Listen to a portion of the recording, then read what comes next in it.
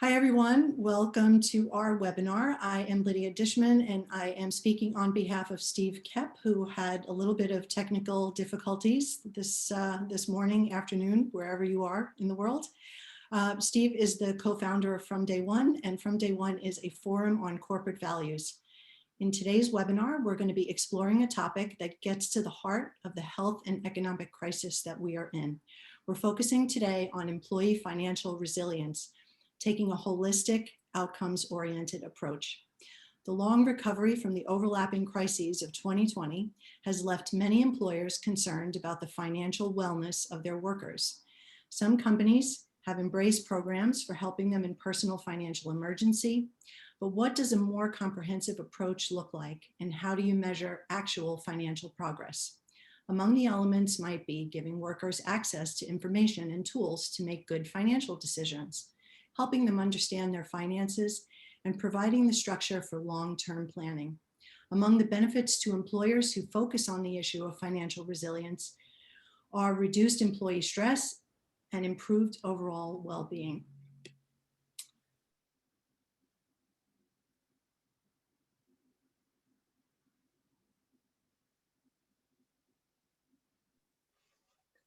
Lydia, you've gone on mute.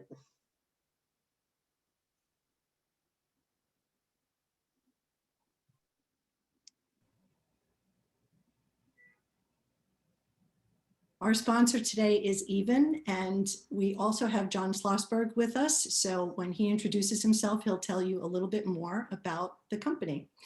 But right now, I'd like to introduce myself again. I am Lydia Dishman, and I am a contributing editor with Fast Company, and I've been reporting on workplace issues for nearly a decade now. And this is of particular interest, as I said, because this is unprecedented times, as I'm sure you've heard about 1.5 million times by now. But when faced with economic uncertainty and market volatility, at the onset of the pandemic, it looked like employees were flocking to their company's financial wellness programs. A survey from Prudential found that 72% of retirement planning executives said their financial wellness programs were in greater demand, with 28% saying the uptick was sizable. They also said that employees were looking for a mix of financial advice and emergency assistance.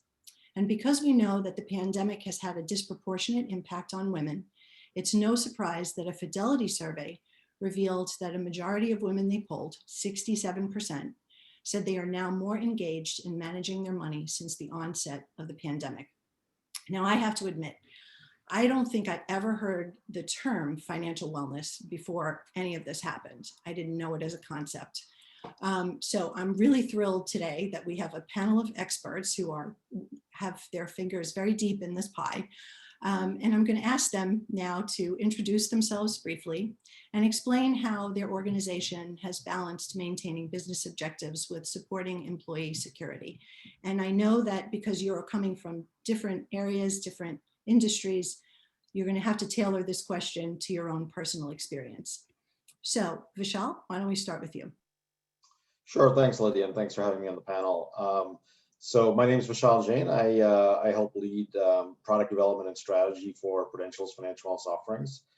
And what I would say, just through the pandemic, as we've been engaging with our clients and hearing from them what they're seeing, I mean, they're certainly seeing the impact of the pandemic on their employees, even if those employees might have retained their jobs in their household, someone else might not have, and so they're seeing the impact that's having on their income.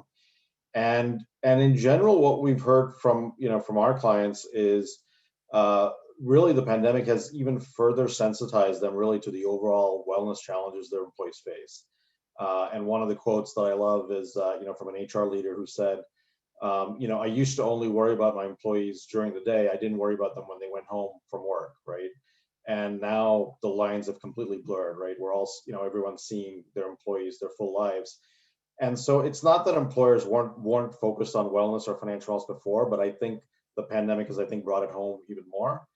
And in general, what we're hearing is a desire to at least maintain what they're doing, expand it if they can.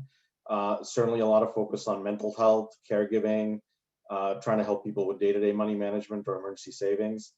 The challenge that I think employers have is that as they look ahead in a sort of, in an uncertain economy with a lot of volatility, is they're trying to figure out how to do this while not necessarily adding to their budget.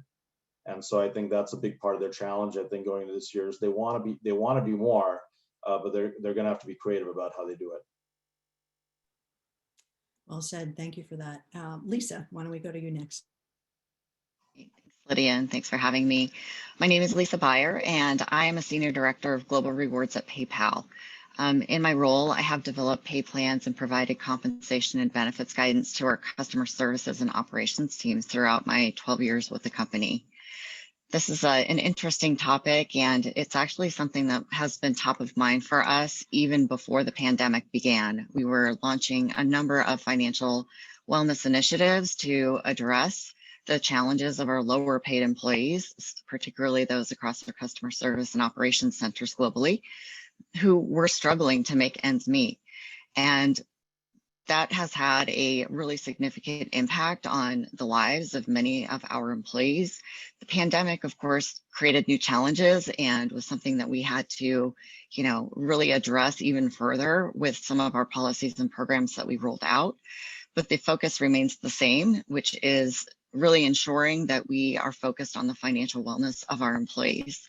It's interesting because while our employees have been very well sort of protected in terms of their jobs during the pandemic because of PayPal's incredible success given the circumstances, they have friends and family members who have gone through job loss, and that creates a sense of financial stress, especially when they are in dual household incomes and one partner has lost an income. And so creating, a sense of stability and financial certainty, at least for what we can control, as well as providing them the support and resources, has been really important to us as we have managed through the pandemic. Thank you. Jon, how about you next? Hey everyone, my name is Jon Schlossberg. I'm a co-founder and the CEO of a company called Even. We make a new kind of benefit to help with the financial wellness of everyday people, especially hourly workers. It's fairly complicated actually because there's a lot of pieces to it, but in short, it's a product, we call it responsible earned wage access, which is designed to take folks who are living paycheck to paycheck, as somewhere between 60 to 80% of American households are, depending on the study that comes out in a given month, and help people create a positive cash flow margin by giving them better information with which they can then go and make decisions. And then help, once they have that positive cash flow margin, help them figure out what to do with it to make progress the way they want to. Now, for most people, that's going to be building an emergency fund first, paying down their debt, maybe starting to contribute maybe for the first time to their 401k. And we do all of this all in one app in a really seamless user experience that people really love. In fact, today, this benefit is more popular than 401k at the nation's largest employer, which is a pretty insane thing that I'm actually kind of proud to be able to say out loud. And 53% of the folks, the hundreds and hundreds of thousands of folks who are actively using it, use it every day. And that's why it works, quite frankly, because, just like if you want to get physically healthy, you need to build habits every single day. You can't go to the gym once a month. Unfortunately, that's not how it works. So because people actually engage with this thing regularly, it does create the outcome that hopefully we'll talk a lot about today, which is people having more money in their bank accounts. Rhonda, I know you're coming at this from a very different place, so introduce yourself and tell everyone what you do and how you fit into this picture. Thank you, Lydia. My name is Rhonda Sharpe. I'm president and founder of the Women's Institute for Science, Equity, and Race. We are a research think tank that focuses on expanding women's focused research, which means we focus on Asian, Black, Hispanic, Indigenous American, and multiracial women. So what we have seen in this moment is a larger platform, webinars like this, where we get to come and really ask people to think differently about the conversation and what it means for the population that we're interested in. So most folks will call them women of color. I usually push back against that because we're not a monolithic group.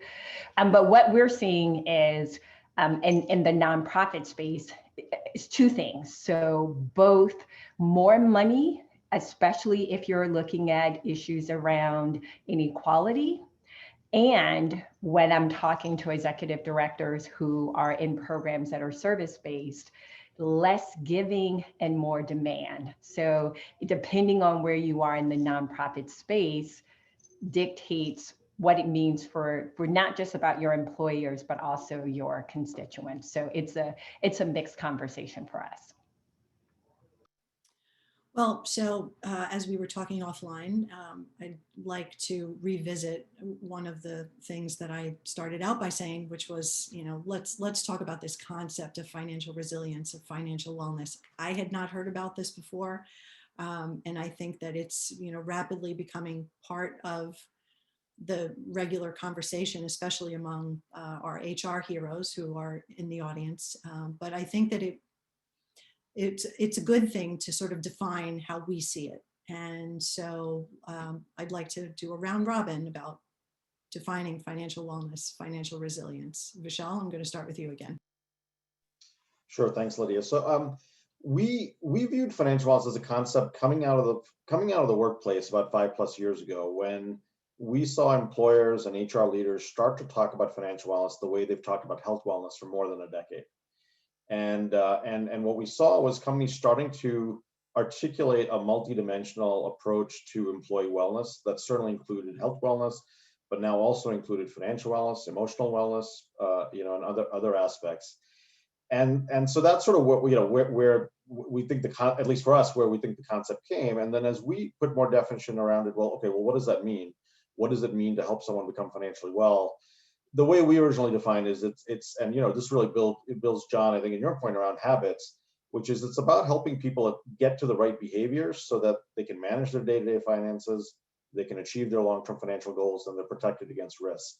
But we put a lot of emphasis on the word behavior, because really financial wellness isn't about are you wealthy or low income or high income. It's about whatever situation you're in, how do we help you make the best of that situation, make the best decision possible, have the best possible habits that will then lead you to the desired outcome. And so that's really what our focus then has been on. Okay, well, if that's the definition, what are the services, the programs, the education, the solutions that are going to help a company's employees get on that journey to financial wellness, meet them where they are, and help them really make the best of whatever their situation is, which is really what I think the concept of wellness is. Wellness isn't about being rich or poor. It's not even necessarily about being healthy or not healthy. It's about how do you make the best choices, whatever your given situation and challenges may be. And with good choices comes resilience.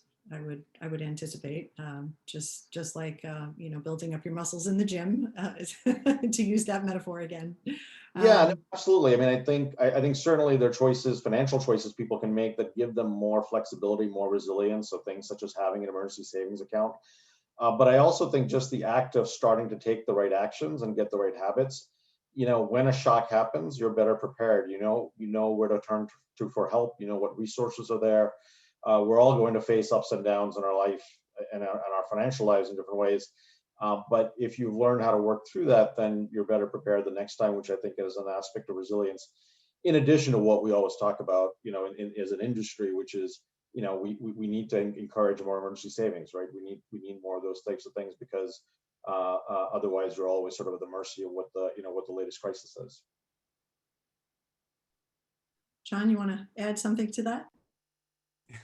Yeah, at risk of making this panel a little juicy very early on, one of the things I think is also super worth highlighting as we talk about behavior is that we have this stigma in our country today, this idea that if people are struggling financially, it's because they're doing something wrong. And that stigma is just not true. can you improve behaviors by giving people the right information at the right time and sort of clearing their mental space so that they have cognitive energy to devote to improving how they think about? Sure, you can do that, yeah. But that's not the 80-20 of the problem, in my opinion. The 80-20 of the problem is that people just don't have enough money, and there are a lot of forces working against them that are like carrying the money they do have in a bucket, and the bucket has a hole in the bottom. And so you can change behaviors all you want, and I do think that's important. I don't mean to diminish the importance of building positive habits, but if that's the only thing you do and you don't close the hole in the bottom of the bucket, you actually can make the problem worse, because you will create what psychologists call learned helplessness, which is a condition in which we have tried again and again to do the right thing, and we led to the wrong result. And so at some point, you're just like, well, I might as well not even try. That happens to lots of hardworking people. So behaviors, yes, but we can't stop there. We have to also give people tools and information that allow them to fight back against the many forces which are currently preventing them from being financially healthy. Yeah, I mean, I do think that this is multi-layered, and that's why I was, interested to hear all of you speak on this, and from your own personal experience. So, Rhonda, I'm coming to you next. You were nodding vigorously when Jon was answering. Yes, I make sure I'm not muted. So I'm going to piggyback on what Jon said. And as someone who used to be the director of financial literacy at Bennett College and teach personal finance, where a good deal of that is, I think, teaching some of the things that both Jon and Vishal are talking about, right? We want to provide people with information, one, about 401k plans, understanding what's the purpose of a budget, the behavior then to stick with the budget, all of those things. But often what's the elephant in the room that we don't talk about, which Jon is alluding to, is the enormous amount of discrimination and the ways that it shows up, whether we're talking about wage inequality, whether we're talking about residential segregation, whether we're talking about the increased cost for certain services depending on where you live. So we know that in lower income neighborhoods, they tend to pay more for the same services. All of those things I think are important when we're talking about behavior, financial wellness, and in particular when we're talking about financial resilience. So thank you, Jon, for naming learned helplessness, right? Because so much of the conversation, and I'm going to take this particularly, I think, when we're talking about Black and Brown populations and the cycles of poverty that we see, that the notion is it is because these communities are not doing something, as opposed to the ways in which, especially in places like the South, where it's right to work states. So you can't participate in unions, and we know what unions do around higher earnings. We know that Southern states tend to be less willing to participate in higher minimum wage, $15 an hour, or even a living wage. We're not having those conversations as a part of financial wellness and resilience. So I'm with Jon that it's not just about the behaviors. There are policy forces and societal forces, and since I do a lot of work on inequality, I'm going to say, and discrimination in the market that also presents that. So thank you, Lydia. Lisa, I've got to believe that you have additional context on this, especially given that PayPal is a financial services organization in and of itself, but among your employee population as well. What do you want to add to this definition? So wellness, and just expanding on the kind of concept of wellness that Vishal started talking about, and how we've been thinking about this. Wellness has always been part of our core values. And so as we're looking at our programs, we think about a lot about the physical wellness and even emotional wellness, but the financial wellness was something that, it's really only been a few years that we've actually dug in and seen exactly what it is and what was causing the pain amongst our employee population. And part of this that we started to learn was through the creation of an employee relief fund and examining the data that came back from which employees were actually tapping into this fund and why. And while we expected it to cover things such as, someone had a fire in their house and they need to, essentially start over and put their lives back together, what we were finding was that it was everything from, I can't pay my electric bill, I can't pay my rent, I'm going to get kicked out of my house, to a car breaking down. And, those were things that were really eye-opening. And we, of course, saw that amongst more prevalently our lower paid customer service and operations teammates in the US in particular, but also internationally as well. And that prompted some additional sort of really digging into what the issue was. And we surveyed our employees on our benefits programs as a whole, trying to understand, we hear about healthcare and how expensive about healthcare, and then we hear about childcare and how expensive it is. And what was interesting is that it came back and we got the results, and universally across the globe, the challenges were around financial wellness. And so that really prompted our organization to take a number of measures. So education, absolutely, building the habits, implementing Even, which we did late last year, and announced the partnership with Even is definitely a big part of it. But we actually made investments in our employees to include base salary increases, lowering the cost of employee healthcare contributions in the US for lower paid employees. We extended our stock program to include every employee across the globe. And that, of course, contributes to their ability to start to learn how to invest to save for the future, and really what that investment in the company and their contribution to company means and how they can actually grow that investment. So all of those initiatives were contributing to how we defined financial wellness. Instead of just focusing on one aspect, we were really focused on looking holistically as to what's really going to help our employees. The most eye-opening, I believe, was when we created an analysis that we've called a net disposable income analysis. And so what that did is it took not only the market pay for our lowest paid employees, we looked at the market pay. We've known that, we've studied the market, we're paying competitively to market across the board, but we were still having employees come back to us and say, I can't make ends meet. I'm living paycheck to paycheck. And so we took into account not only which is the market pay, but what are actually the cost of living expenses that someone at that income level experiences on a day-to-day basis. What's the cost of housing? What's the cost of transportation? And then what's the cost of healthcare? And the result was actually incredibly eye-opening, where we found that employees in some cases were only actually receiving a disposable income of as little as 4%. And in some cases, the number was negative. If you were talking about, someone who may have dependents and someone who, may have only a single family income.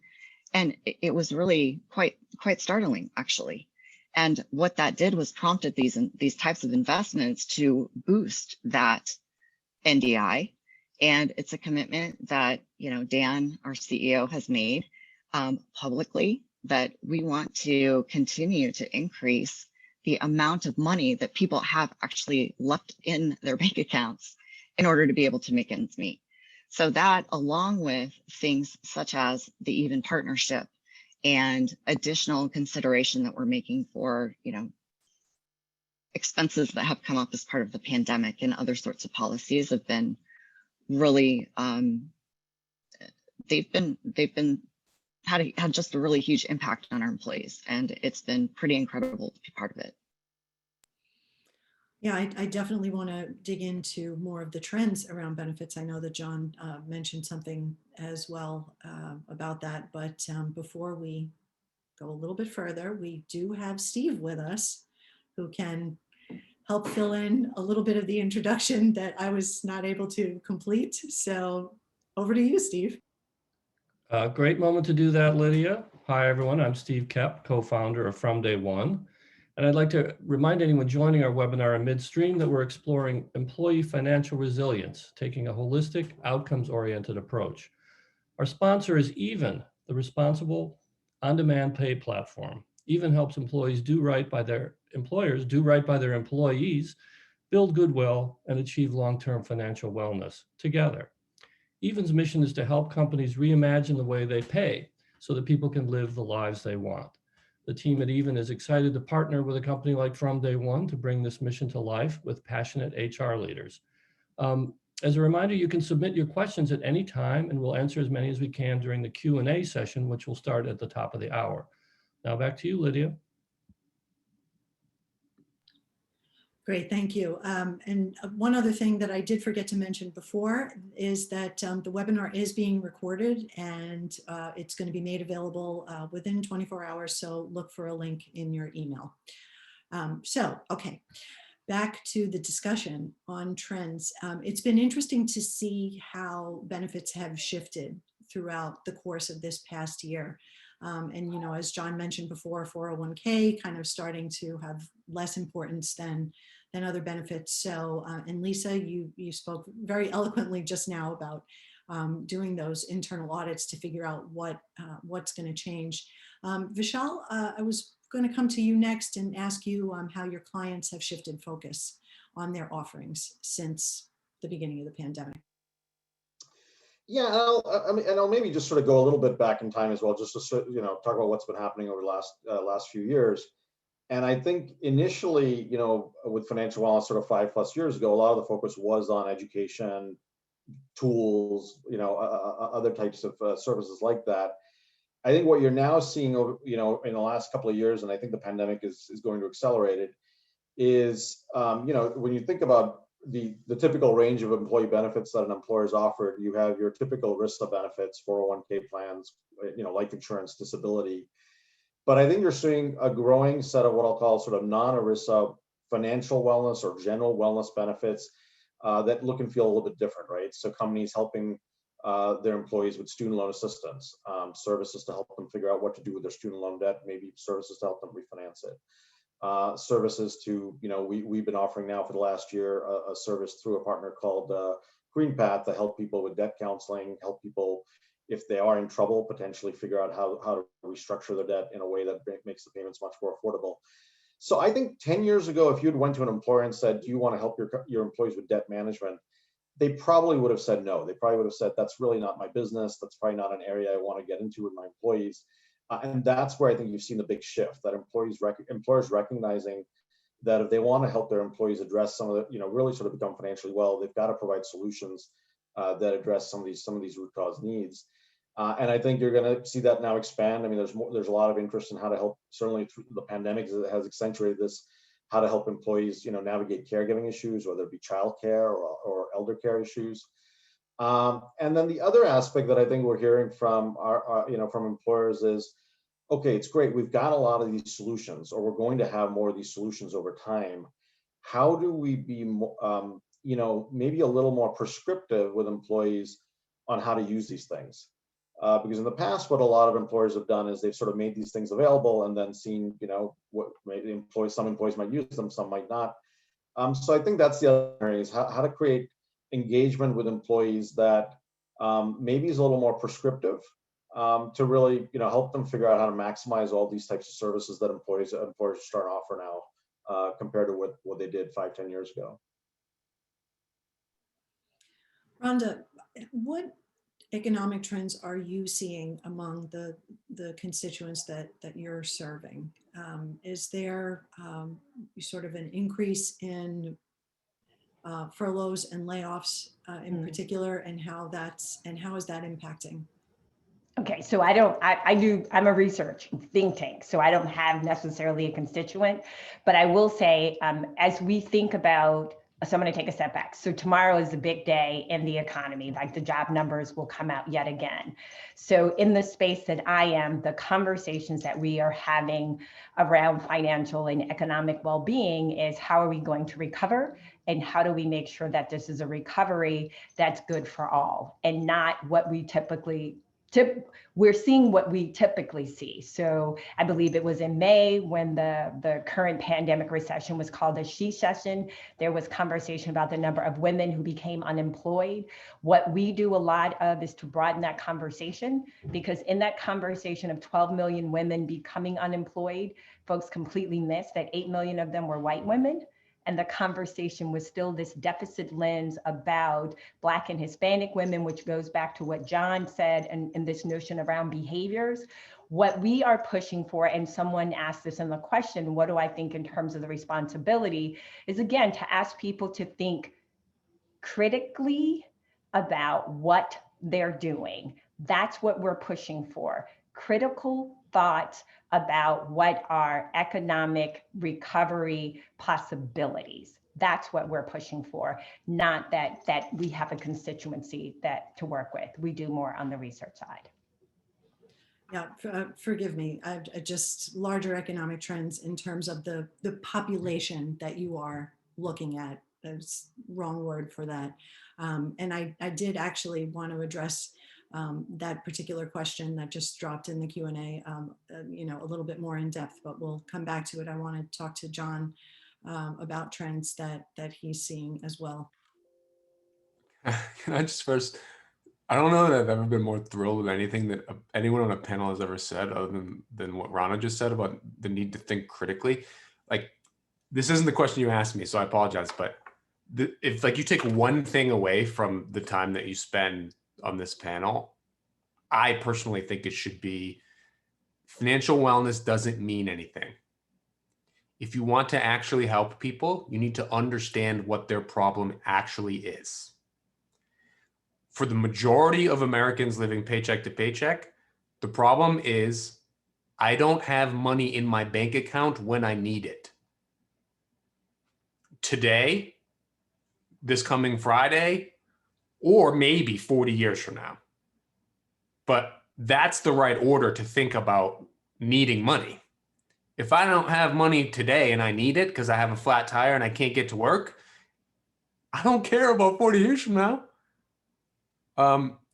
Thinking about the problem you are solving critically as I need to figure out how to have my employees not have to get into situations where they don't have money and they need it. If that's all you do, and like whether you work with Even or Prudential or no company, you do it yourself, forget that. If you're starting from the place of I know what to help with, you're gonna do just fine. So thank you, Rhonda, for saying that out loud. What was the question you asked me, Lydia? Trends? I was more talking about trends, but since we're in this piece of the discussion, and it was one of my questions, and someone in the audience asked it as well, and Rhonda just began to address it. What is an employer's responsibility in this? Are you asking me? I'm asking all of you, but since you're unmuted, you can go first. There's lots of ways you can answer this. There's sort of like the I'm a responsible member of society responsibility. There's the business responsibility. The good news is I think that the answer is the same in both of these dimensions. Like, this is fairly common sense when you sit down and think about it. And there's no shame in not having thought about it until now, by the way, because our lives are incredibly overwhelming right now. We're dealing with our own stuff, but we're here, we're thinking about it right now. It's fairly common sense when you lay it out. If the people that work for me are stressed out all the time about whether or not they're going to be able to pay rent or put gas in their truck or be able to buy medicine for their kid, they're not going to do as good of a job of whatever their job is. It doesn't matter whether they're a lawyer or a cashier. So if you want to have your business be more productive, it's sort of the right thing to do to help with this. And also, by the way, it's kind of the right thing to do anyway. It's a win-win. So obviously I'm biased, but that's sort of how I feel about it. I'm very curious to hear the other panelists' perspectives. Vishal, you want to go next? Yeah, no, I would, I mean, I think John has articulated it. I mean, it's good for business, but it's also the right thing to do. And what I would add to that is employers have a really privileged platform and opportunity to make a difference here. In a very fragmented world where it's hard to get people's attention, most people trust their employer. They're willing to listen to what their employer is offering them. They trust the solutions they're providing them. And for most individuals, much of their financial life comes together at their workplace. It's where they're making decisions about what to save for retirement, what health plan to enroll in, what insurance coverages to procure. And so employers, I think, it's good for business because, as John said, I mean, if your employees are stressed out, they're not going to be as productive for you as you would hope. But employers also have this really, really unique platform where they have the attention of their employees. They have the solutions. They have ways to engage in employees. And it used to be in person, but obviously living in the pandemic, now it's more virtual. And they can really make a difference. And so as we think about our broader society and how do we address financial wellness and how do we address financial challenges broader, obviously there are lots of players, but I do think employers have a really, really unique and powerful role to play. Lisa, you had mentioned internal audits, which I have to believe is an empirical evidence of an employer taking responsibility. But what else do you want to add to this? Yeah, absolutely. I mean, I fully agree with John and with Vishal. We have a responsibility. It's the right thing to do to take care of our employees, and they are the ones taking care of our customers. And if they are not engaged, if they are stressed out at coming to work every day, then they can't service our customers and our company is not successful. So from that standpoint, not only is it, social responsibility, but it's the right thing to do for business. In PayPal's case, it is explicitly linked to the mission of our company. We are democratizing financial services. We are serving those folks who have lower income to make financial services more accessible. It is expensive to be poor with check cashing fees, bank fees, the credit card fees, inability to make ends meet and having to borrow and get payday loans and anything else that they have to do in order to meet their financial obligations. And to that extent, PayPal's platform itself is looking to serve the underbanked and serve those lower income constituents across the globe. And it's the right thing to do the same thing for our employees. And we are absolutely committed to doing that. So Lydia, can I chime in? I didn't really Absolutely. get a chance to sort of give an No, answer. I was coming to you next. Yeah, because I'm gonna come on the backside of something that John said, right? Like, so this financial wellness, we already have data that says if your employees are healthy, it's cheaper all the way around, right? In terms of health insurance, productivity, et cetera. But there's an aspect of this conversation that is just really digging at me. And that is this notion that somehow in this pandemic, it's of course we're thinking about this now, which makes me think if we didn't have what we view as middle-class Americans being impacted and uneasy, would we be having this conversation? Because low-wage workers have always been in this situation. Right? So there's a huge amount of bias that, we're talking about financial wellness and folks are like, well, of course we would be doing this because of the pandemic, but why weren't we having this conversation before? This is not a new issue. What's potentially new is the population that's really being impacted by what's happening with the pandemic. And so I think it's incredibly important that we recognize that even this conversation and the way that we're having it has bias. And it's, again, a bias towards moving when those who we think of as middle class have been impacted. And and ignoring low wage workers. So having said that, like, I'm really excited at what Lisa said about focusing on your customer service representative, the folks who are lower paid. But on the critical part of me says, yeah, but are you doing that because you were getting poor reports about their actions with your customers that then impact your bottom line because your employees are stressed, right? So I say all that to say that the middle class being impacted, I feel like, is pushing this conversation about financial wellness. And again, so much of this conversation, I think, is very laced in the bottom line of a company, not necessarily what's best for your employees or society as a whole. Go ahead, John. Oh, you're eager to add something there. I'm so ready. Rhonda, I respect this position a great deal. I'm not sure that it's totally right though.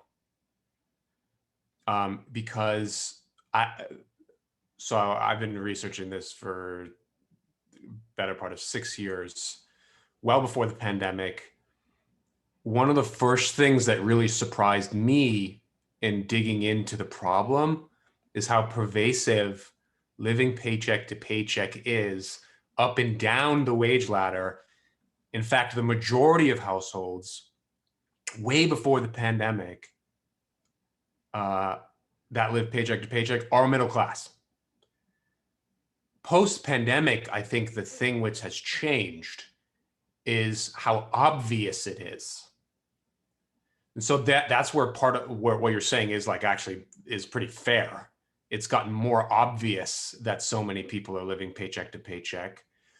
But that lack of it being obvious, I'm not certain that I'm not certain that is like unevenly applied to just middle class folks. And the reason I'm not certain of that is the thing that's very annoying about working at Even and like trying to talk to employers about this is that we have this massive cultural issue, in my opinion, which is that we just don't talk about money. And so like, it's very difficult as an employer when you're trying to think critically and do research to understand what your people are struggling with, to actually learn what the issue is, because so many folks up and down the income ladder are just unwilling to talk about financial problems specifically. You really have to almost be like a studied ethnographer to know the methods of getting this information out of people, because they just don't volunteer it willingly like they will health wellness problems. And now, again, going back to the point you're making, which I do think is fair, that this we don't talk about money thing, that also is particularly true of non-white households, because there are many more consequences for them when they run into people becoming aware that they're struggling. There are a lot of societal factors, like, I mean, you mentioned them earlier in this conversation, that, quite frankly, oppress their ability to make good decisions and make progress. So there is definitely an element of it, which is, hey, the middle class is now more obviously struggling. Let's do something about it. But I don't think it was the pandemic that caused that. They were always struggling. It's just that we weren't talking about it. Yeah, I would add, I agree. I think we've seen the focus on financial wellness across HR leaders and employers, really for the last 5 years. And I really don't recall having a conversation with an HR executive in the last several years where right off the bat, they don't acknowledge that financial wellness is important, financial stress is impacting their employees, and it's a real issue. And I think most senior HR leaders want to help their employees. They want to help their employees be the best they can. I think the opportunity that's there is the fact that there's such a strong linkage to a business case that, if you can help your employees become more financially well, they will become more engaged. You can reduce turnover. You can have a more of an impact on your business. I think what that's creating is momentum for these programs. It's creating more executive level focus. It's creating the willingness to invest, when budgets are always obviously tight.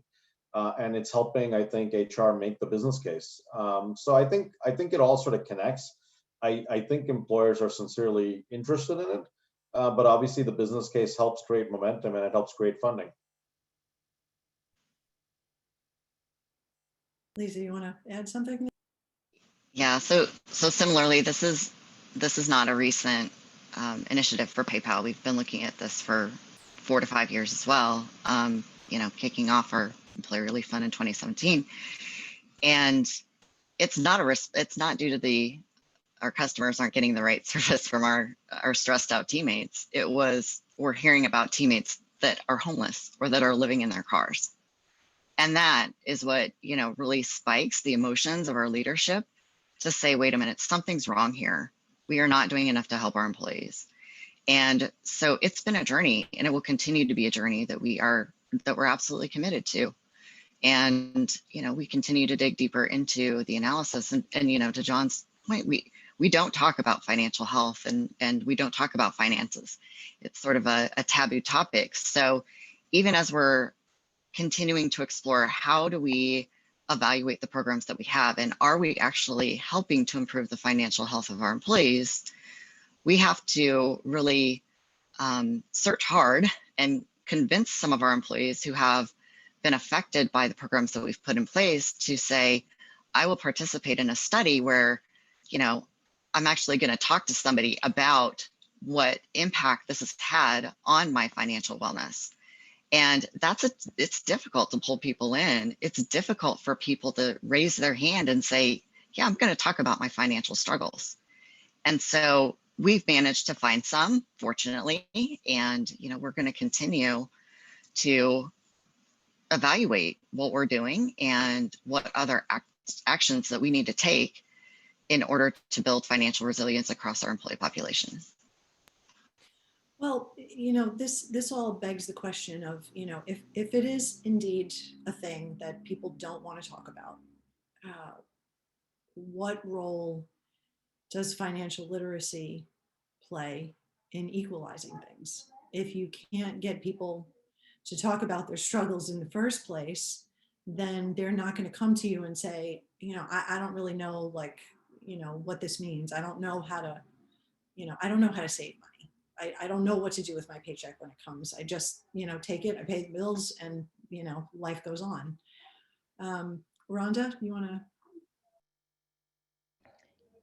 Yeah, thank you, Lydia, because I was going to say, when I taught personal finance at Bennett, it covered the gamut. So it wasn't just about saving, but it's also about introducing folks to financial tools, right? So, and I think that's often a problem, that if financial literacy is focused on behaviors and budgets, as opposed to, here is the gamut of financial tools. The number of folks who don't know what a 401k is, they don't understand a retirement plan, don't even understand something as simple as participating in let me take that back, because it's not as simple. Participating in the health plan that your employer may have, right? Not understanding that that's part of your compensation package, right? That's all of financial literacy. It's not just saving. And so I say that to say that I think a huge part of increasing financial literacy is presenting it that way, that here again are some opportunities to broaden your knowledge around financial tools that you can use to put you and your family in a better situation, right? It's like learning. I don't cook, but I'm sure there are cooks out there, right? So it's like people who learn how to cook. You understand. I think my mother was looking at a bundt pan and it was like $100, and I was like, nah, we could just buy a whole bunch of cakes for $100, right? But she was like, oh, it would be well worth it. But it's things of that sort, right? Like when you're learning how to cook and you're watching cooking shows, you learn the different techniques. I don't think that when we're talking about financial literacy, we present it in that way. I think that's one. And then when people are talking about not having conversations about your financial position, the other part that we haven't had a conversation about is credit, right? And credit scores and how those are impacted. And most people understand that if you have bad credit, depending on the industry that you're in, it can prevent you from getting a job. I have a relative who was found undeemed to practice law in the state that she lives in because she had bad credit. So I think that some of this is not just the savings and the tools, but it's also educating people about what is a credit score? How do you get credit? How do you maintain good credit? Because that's the other thing that we don't talk about that causes people to pay far more for services. So for me, it's not just saving, it's educating folks about a whole host of tools. And if I'm hearing you correctly, then this does create some level of equality because then you understand what it is that you can do with that money that you're making. I don't know if I would use the term equality, but I do think that it's harder to participate in certain spaces when you don't know what that space is, what the rules are, and what's available to you. So I do think that the beginning part of opening access and beginning to chip away at this wealth gap and wealth inequality is educating people about financial tools and services that are available out there. Vishal, you want to add something? Sure. No, I think there's a lot of debate around this, right? You know, what impact does financial education have? Does it really change things? I think, you know, the way I think about it, I think we, you know, also in our offerings is, you know, you really want to do it all. I mean, you want to give people specific solutions that maybe they don't have to have learned a lot about a particular topic that they can actually start to use. You want to figure out how to connect with people when they're going through a particular life event, when maybe you know, they're more, you know, they're interested in a particular topic, and you can have an impact. But and this is, you know, a bit of a personal view. I mean, I do think foundational financial literacy is really important. I do think it should be taught in all of our schools. Every high school should have, you know, financial education required, because there are some basics that if you learn them, it will really change your life. Right? If you understand, you know, credit scores, for example, if you understand how your credit score is formulated, and if you understand how to use a credit card wisely, that actually, if you use it wisely, it's something that can help you. It's not something to put away. You know, used wisely, it can be a tool that helps you. That's going to have a ton of impact on the rest of your life. So I think as a society, we have to, you know, really look for those opportunities and really think about incorporating into, you know, elementary school, pre-college education, maybe even college, because there are certain concepts that if you learn them, it's just going to make things a lot easier for the rest of your life as you navigate your finances. John, you want to add something? The one thing I would add is that how you teach matters. Like if you're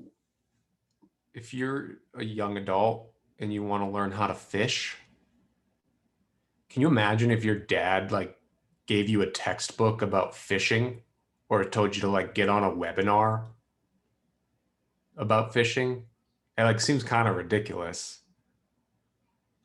But learning to manage your money well is there's a lot of moving pieces. It's fairly complicated. And so like you need to use what educators call a method of teaching, teachable moments. In other words, put them in the river with a rod in their hand in the moment where they can actually try the thing you're teaching them.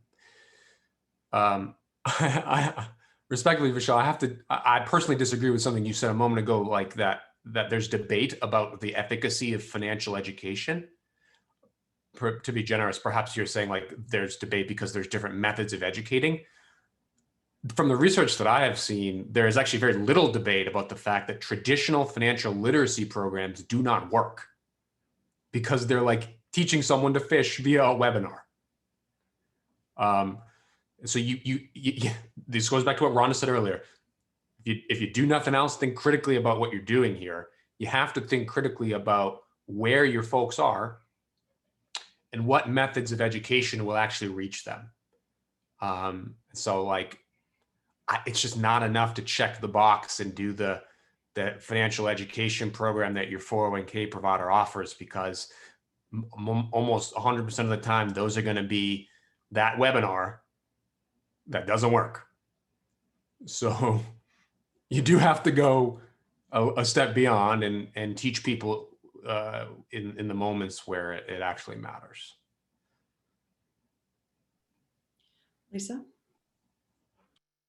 Yes, totally agree. And we have implemented, again, as part of our initiatives, personal financial coaching for all of our employees across the globe that they can access. Unlimited access to a financial coach who, if they have a particular question, particular issue, common questions that we hear around 401k. Well, we can, of course, refer them to our 401k provider and say, call them up and actually have a conversation so that someone who is a professional can talk with you about this, because it's not easy. And we as an employers are not necessarily the ones who are equipped to have those conversations, nor should we. So having those resources available through our financial providers and through the organizations that we've partnered with to give them that type of access in the moment when they're having issues, if they're completing their taxes, can I call somebody up and actually discuss what it is I'm doing here, because I really don't know.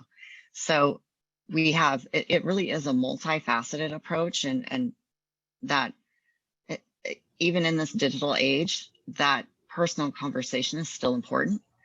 And really the interaction and interactive tools that we can help to provide people are also far more effective than just throwing them on a webinar, which we do as well. We definitely have plenty of those opportunities for folks, but it has to be more holistic than that. So Lydia, can I try to chime in really quick on something Yeah, that both, absolutely. that I think that pretty much everyone has sort of said.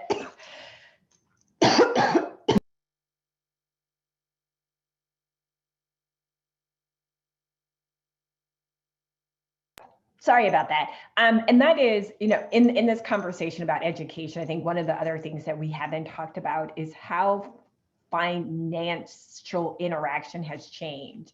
So I'm probably old enough, and there may be folks who are still with us, who can remember when you wanted a loan, you literally went into the bank and you had a conversation, and they would pull your credit report and look at it and see how you paid.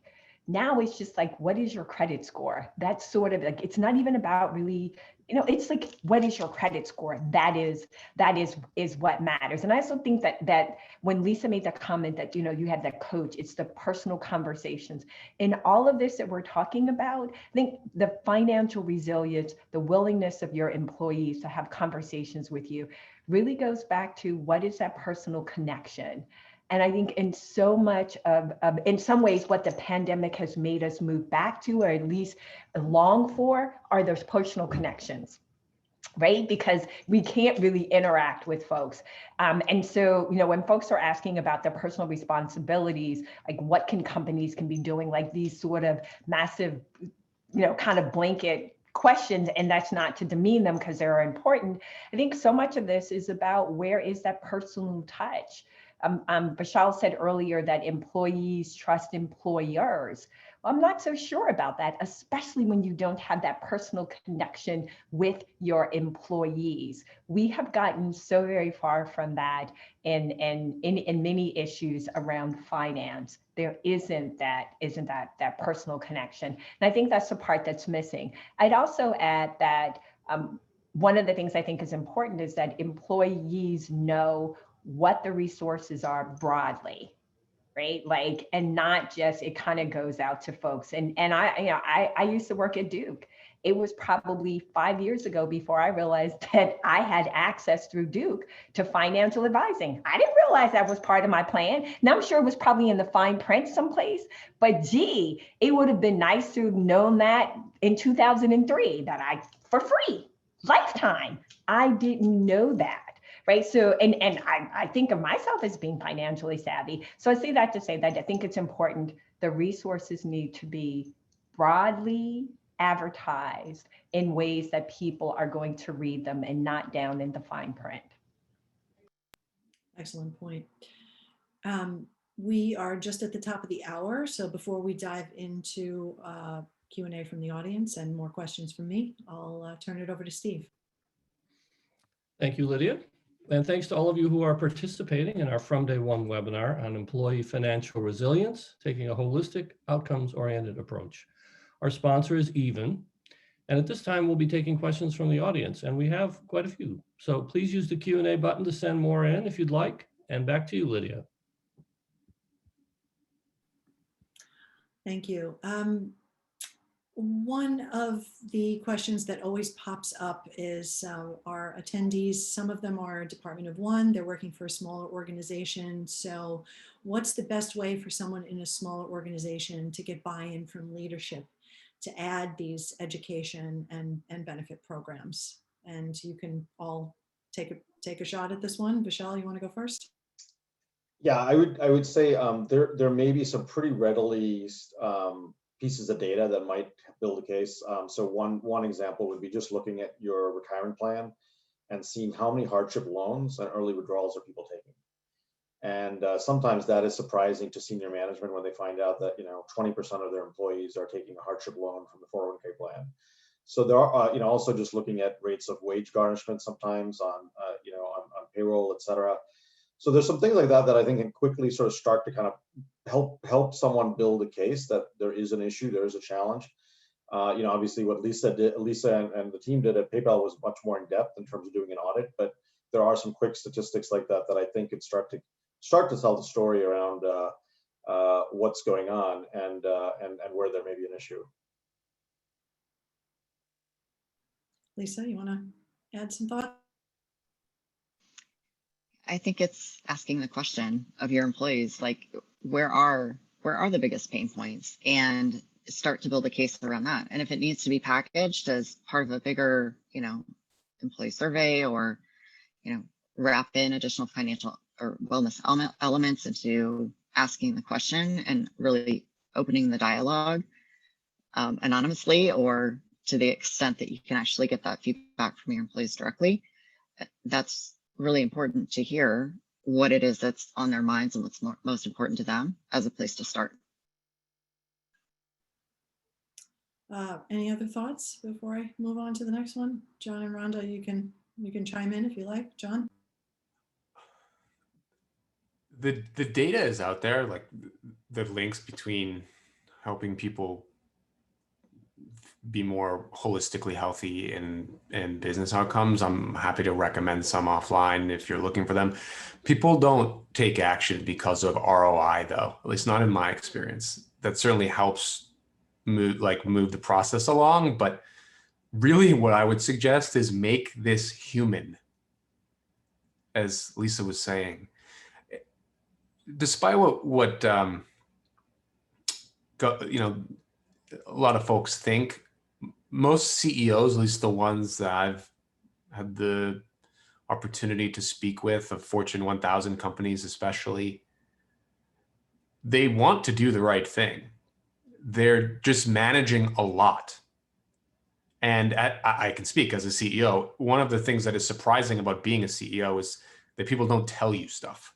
So you're actually often not aware of a lot of the problems that are going on in your organization.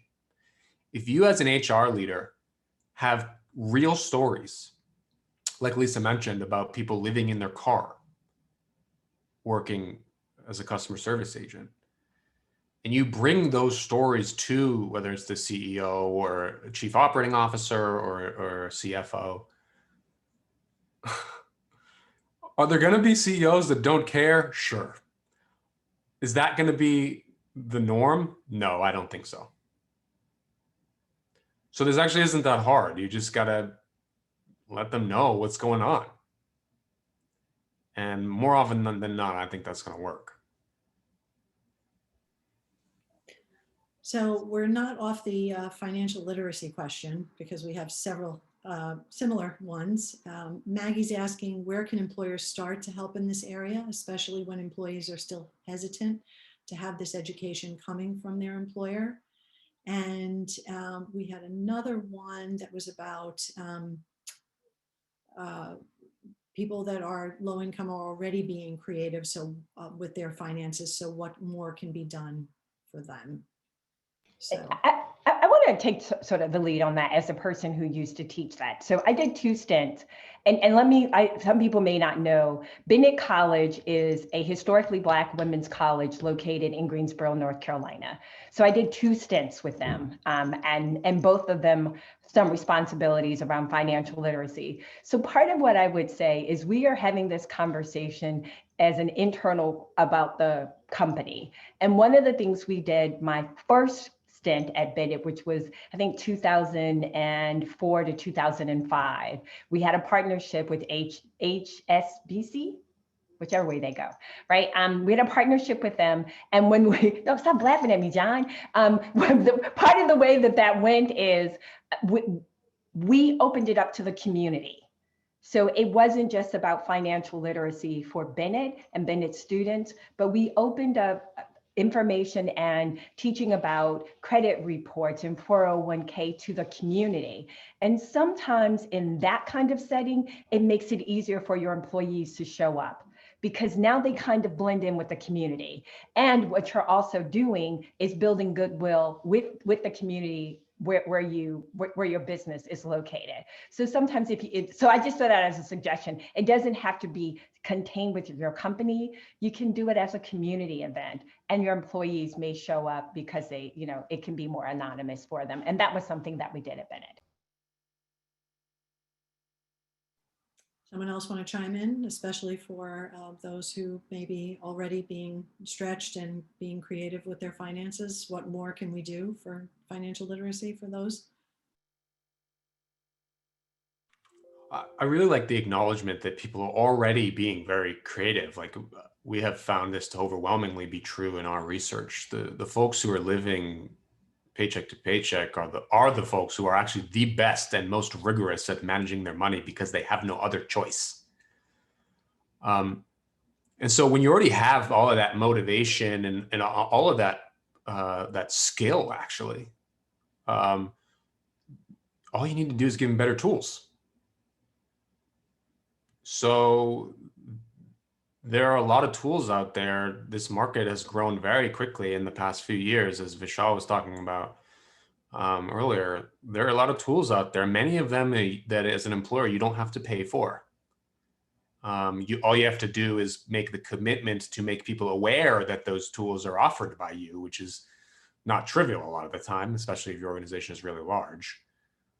But the tools are out there, even as such a tool, but not the only one. There's many others. So, do an RFP or an RFI and see what you like. Yeah, I would add to that. For any employer, large, small, medium-sized, that would like to get started, your existing providers might offer a lot. We certainly offer a lot to our clients that they can avail themselves, most of it at no cost. And, in terms of helping people who are being creative and stretched, I think, another area that we've seen some really promising results is when you can help people with their debt. There are situations, we've seen situations with individuals where working with GreenPath, which is our debt management partner, they work with individuals to help them get into a different type of debt management, debt repayment plan that literally saves them $30,000, $40,000, $50,000 in interest and has their debt paid off in 5 years instead of 30 years. And so things like that can be life-changing. And those are solutions that you need, you need someone like a GreenPath to help you do that, because they can help work with your creditors, they can help structure it in the appropriate way. So it needs professional help to do it, but it can have a huge impact on someone's life and their financial situation. Lydia, I just want to add one other thing while we're talking about financial literacy, and that is a term we are far from done. Okay. And that's a term that we've been hearing around COVID-19, and that is misinformation. That a huge part, that at least that I found in teaching financial literacy, it wasn't just providing the information, but it was going back and correcting the false information that people understood, right? So you had to say, no, like, so when John is talking about those teachable moments, when, talking to people about having a savings account and getting them to sort of understand, my students would laugh at me because I would be excited about the 5 cents that I might earn on this bank account that I had to keep because that's where my mortgage was. And they were like, 5 cents. I was like, but you're missing this. My money is making money and I'm doing nothing, right? Even though it's a nickel. Right? That there are certain concepts that people have been taught and they understand that you have to like walk them all the way back and then start over. right? And so part of financial literacy isn't just about the teaching, but it's also about the unlearning of some of the knowledge, because some folks who have been creative and they're doing things and it's been working, yeah, you can't always share some of that with somebody else and they have the same, positive outcome. So it's not just about teaching new. Sometimes it's also about unlearning some information that has been shared. Related, Lynn wants to know how employers addressing financial literacy on a global basis, looking for tools that apply across borders. Anyone have any suggestions for Lynn? Yeah, that was a huge challenge that we found as we were implementing a lot of our financial wellness programs, was that there is no global provider. And we are obviously a very global company with more than half of our employees outside of the US. And it was critical to us that we ensure that we had similar access to coaching and to financial planning experts outside of the US. And so we were able to find a provider who would partner with us, and it's really brand new. It was a new venture for them as well, to find local area financial experts to really partner with our employees. And so they serve as sort of, the one-stop intake for our international employees, to be able to provide a similar type of experience as we do in the US. We have also looked at other sorts of tools, even, of course, at this moment, it's just in the US, I believe Canada too, is that right, John? We have explored similar types of tools that we will be rolling out in Ireland, UK, and India shortly.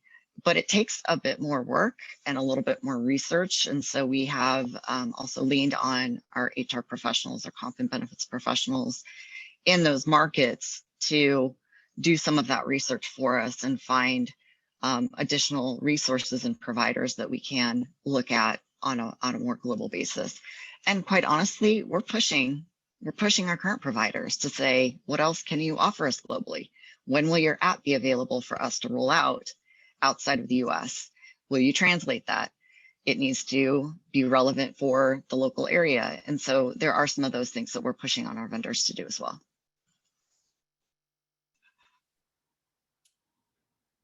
This one might be a little controversial. The majority of employees struggling financially is because they live beyond their means.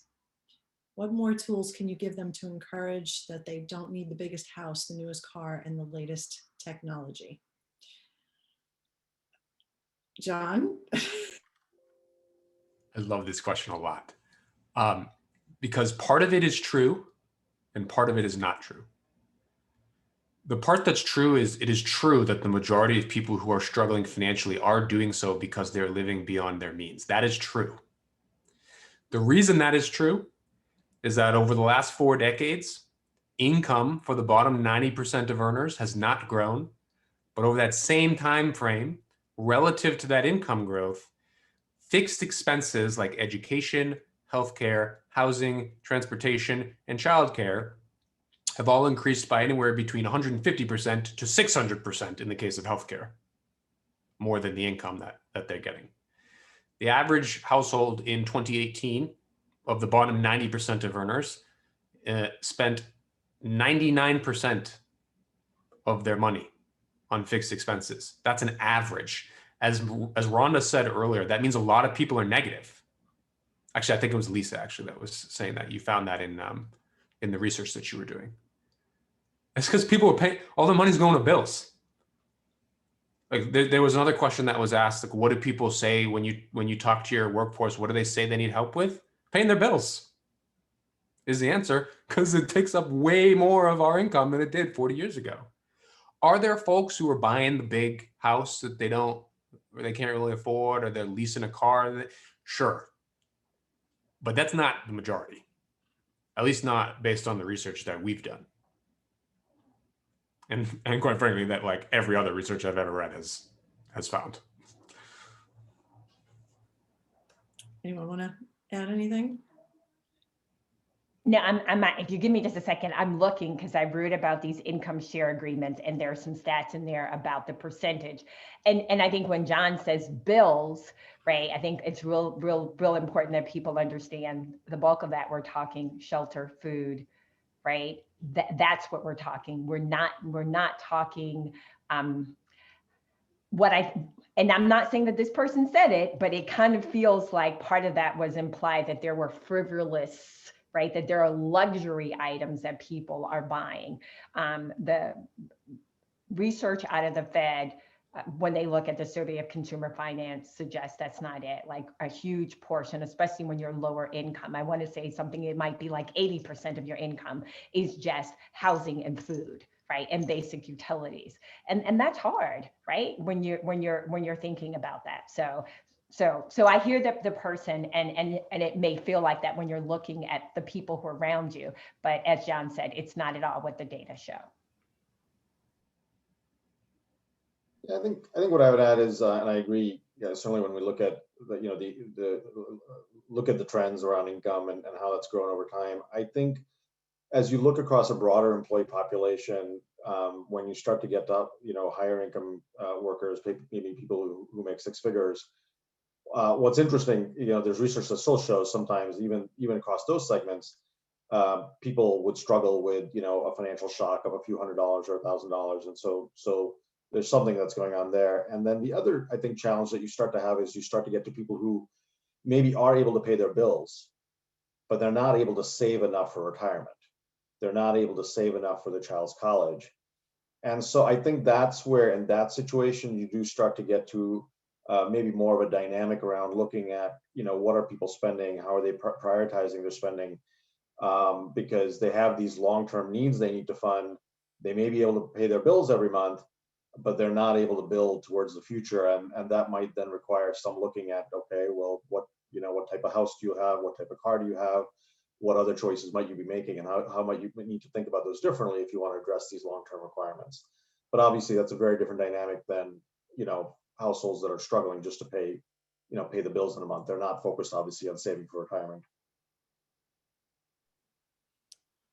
Robin brought up a good point about employee resource programs and employee assistance programs. And because they are confidential, some of them have free legal, financial, and mental health access. Does anyone have any experience, especially Vishal and Lisa, with employee assistance programs? And does that work in the financial literacy space? So absolutely, we have EAP available globally across for all of our employees and their dependents. So we have definitely had experience, and for a lot, really, that's kind of the first place that we refer people when they are having a tremendous amount of, financial stress or need support from, even a legal standpoint. And in most cases, I think employees are able to at least get a certain level of support and are giving us positive feedback. There are exceptions, of course, to those cases. And in certain areas, we've rolled out supplemental legal types of benefits that employees can buy into. And, those are, I've used it myself, and it's an amazing benefit.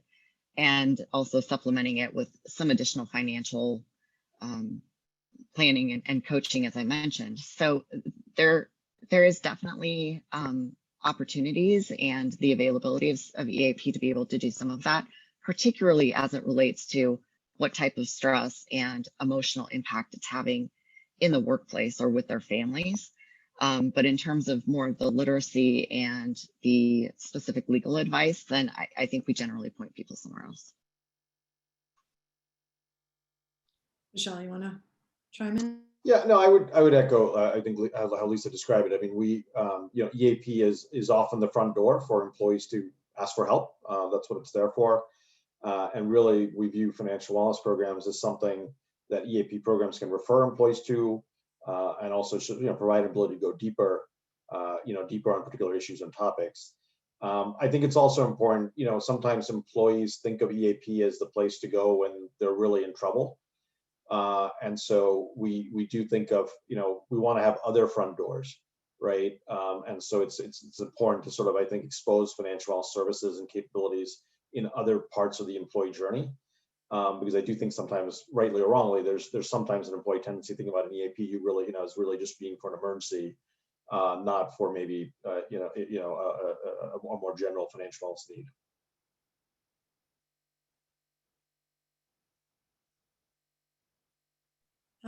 With the last few minutes that we have, we can probably get to another one or two. We have, what are your companies doing to prioritize the importance of working with or partnering with qualified credentialed professionals who understand the complexities of money, as well as the emotional aspects of this and cultural barriers? Emotional is, I mean, people don't often think of finances as being emotional, but I certainly do. Vishal, you want to start with? Yeah, no, I think it's a great question.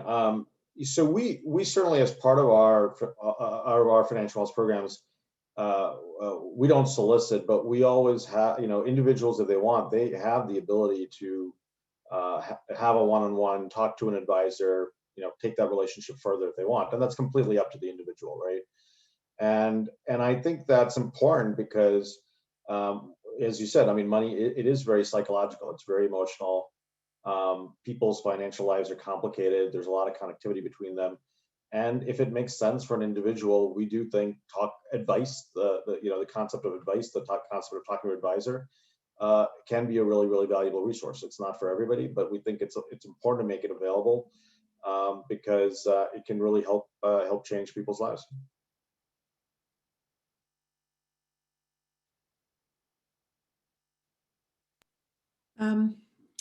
Okay, for the speed round, as we wrap this up, based on all of these observations, what do you think employees need most right now in terms of tools and resources? If you had to give advice to these HR leaders out there, what would you say? Somebody has to go first, otherwise I will pick you. Go ahead, Ron. So I'm gonna go first, just in terms of what's the season that's coming up, and because I think with the CARES Act, the money that came out, some of the provisions, I think that the biggest thing and I think this is every year, but particularly this year, is to bring in folks who can help people file their taxes, right, and do that in a safe manner, so that they get to take advantage or don't get taken advantage of in terms of the tax changes. And I know that may sound weird to some folks, but there is a significant population that saves through their tax returns, right? This is how they save money for large purchases. So for me, I think, coming into this tax season, that is a huge one for employers to provide someone who can file taxes and understands what the CARES Act means for a large population of folks. I'm coming to all of you. So Lisa, next. So, from my perspective, and this is perhaps a little bit off topic, is, the pandemic is not over and people are still getting sick. We're seeing new strains of the virus. We're having a hard time getting people vaccinated. And so it's continuing to have an impact on people's lives. And the continuation of some of the programs that we did launch to address those, in my opinion, we still need to do. We are continuing to pay a stipend to help people with remote living expenses. We have extended our crisis leave programs to ensure that people have the ability to take time off if needed to care for a family member or for their own health and not have to worry about having a paycheck. And we've also extended ability for people to take PTO later than they would have previously anticipated because nobody wants to go anywhere. And so, we do also, of course, encourage people to continue to take the time that they need, and have also introduced wellness days. So last Friday was a company holiday globally for employees, with providing a floating holiday for employees who are required to be in our contact centers and can't necessarily take the day off. But we're continuing to look at those things and continue that as long as we need to, as part of this pandemic. And I think that's still really critical for our employees. Vishal, what do employees need right now? I think if there's one thing, I think building on Lisa's comments, I think it would be, helping employees figure out how they can best use what their employers are already offering. Because many employers offer a lot. They've started to offer more in the pandemic. And I think helping employees maximize, be aware of the benefits that can help them utilize them to their fullest effect. I think if I had to pick one thing, I think would have a tremendous impact. Jon, 30 seconds. We got to wrap it. I'll talk very quickly. In the spirit of what Rhonda said earlier, which I said is the one thing that I think people should take away from this, which is to think critically about what you're doing. Real answer to this question is I don't know, because there's no one size fits all. I don't know enough about what your people are struggling with, and I would suggest that that's where you start, is learning that. That said, the majority of people up and down the income ladder need help understanding how much money they have coming in and where their money should go going out. So I would start with tools for doing that, because that will create a positive cash flow margin, which then allows you to take further steps, building an emergency fund, paying down your debt, whatever it is. You're not doing any of those things unless you have a positive margin. Right. So real answer is I don't know, but that's okay. I feel like you were giving me a dirty look. So no. I'll give you an answer. Thank you all for sticking with us today. And Vishal, Lisa, Jon, Rhonda, we've been incredible. Over to you, Steve. Thanks, Lydia, and our wonderful speakers. That was a great conversation about this new term, financial wellness, and what we're really talking about in people's real lives. Thanks again to our sponsor, Even, and to all of you for participating today. If you'd like to join us for more virtual events, you can head to our website, fromday1.co, and check out more of our upcoming webinars.